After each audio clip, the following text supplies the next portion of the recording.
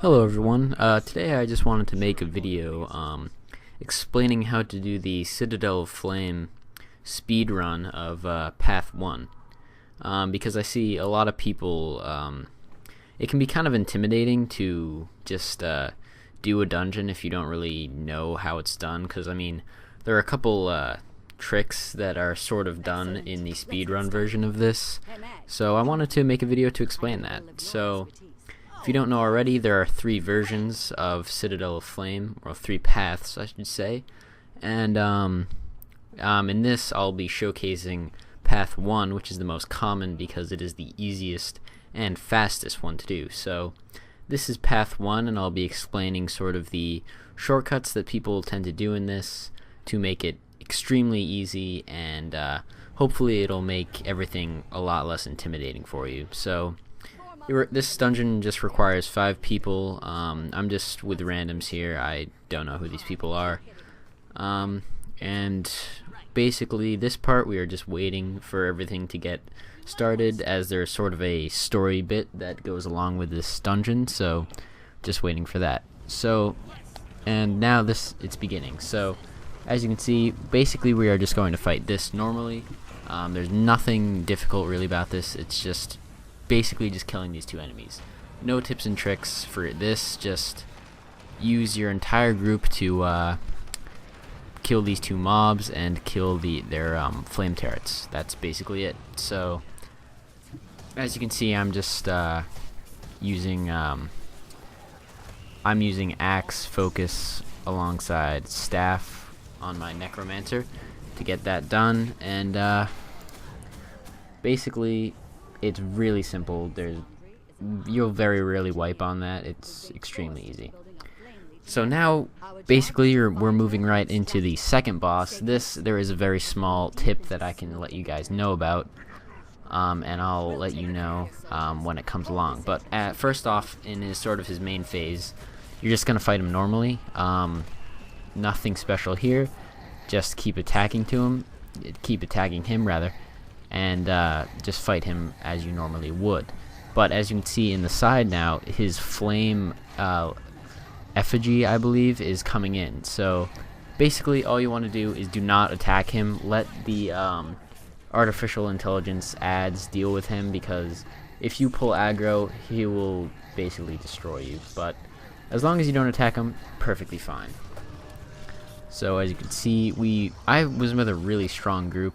Actually, we killed him pretty quick. But now this is the part that a lot of people get confused about, because it's kind of unconventional, but it's actually really easy. So as soon as this gate drops, basically we're just going to run straight through and basically ignore all the enemies.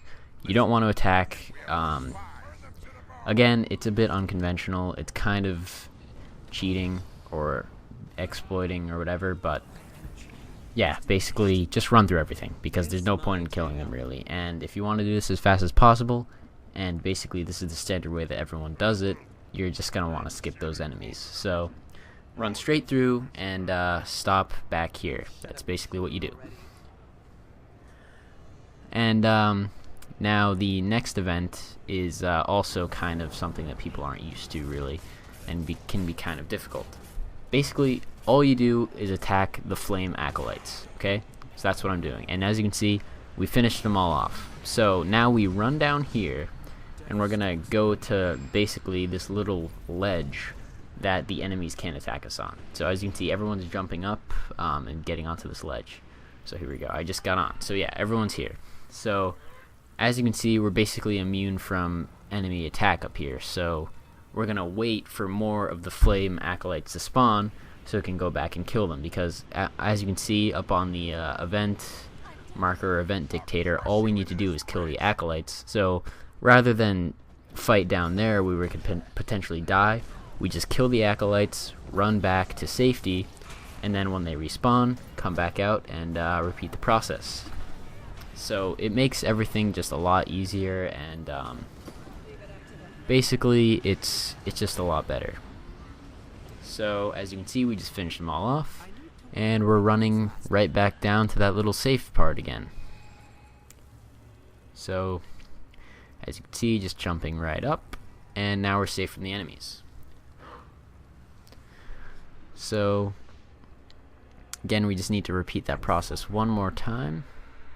As soon as they respawn, we'll just run back down, target the flame acolytes, and then that event will be done and we'll be moving right along. So as you can see, we're jumping back down, gonna go target the acolytes. So okay, now the acolytes are being brought down. I think just one more. Yep, and the event finishes. So now you get the chest, and as you can see, all the other enemies unspawned. So basically, there's no point in fighting the other enemies. That's why we just target the acolytes. And in this part here, basically just waiting for the gates to open up, and I'll explain the next part. I ain't leaving. Those zealots got themselves a walking, staring effigy because of me. So now in this part, we're just going to basically avoid the flaming rocks, and it's a lot easier if you have a mesmer because you can simply have him open a portal and you can teleport across. But basically, they'll just be, as soon as this gate opens, you'll see there's just rocks that roll across here. As you can see, they're forming up now, and those cause instant death if you touch them. But luckily, we had a mesmer that portaled. But I failed because he he put the portal in the trajectory of the rolling rocks, so everyone teleported across and died. So, but at least you'll get to see me do it the traditional way now. So yeah, so basically I like to just go to the side and just be patient with it. So as you can see, the rocks are now rolling in the opposite direction, so we can come across the first three and then just come across the next three. So it's really not that bad once you get the trick down. So, and now the gate opens. So again, this is where a lot of people also die because they don't know what to do. In this part, everyone has to go to their own individual flame brazier, while you have one other person go to fight the main boss. So basically, you just stay in your own little area. This little shield thing, I forget what they're called, but like braziers or something, I don't know. But just stay in that until he finishes. You'll see the event thing go down and you'll be able to leave. So remember, for that part, go into your own, keep fighting the enemies, and then when the event is over, you're free to leave. And now for this part, just run here to drop all aggro from the previous event, and you'll be ready to fight the last boss. So as you can see, we're just dropping the aggro, and now we're gonna come out and fight the last boss. So last boss, tips, I guess. He's really easy, honestly. He doesn't do anything that's really that hard to dodge or unpredictable. His main attack really is he'll just have like crystals fly down at you, but they're like an area effect, and it's really easy to evade. I think I only get hit by it like once in this entire thing. But yeah, basically just if you're a range class, obviously keep your distance and just do your work from far away. It'll be a lot easier. And if you're a warrior class or anything, it's really not that bad. I mean, he has like one sort of challenging move, but really he's extremely easy. He's very traditional. Just basically bring him down as quickly as you can, and you'll have no problems at all. As you can see, he's almost already dead, and we're getting right along. So again, really not that difficult. The only sort of exploits I've already explained. I mean, he died there.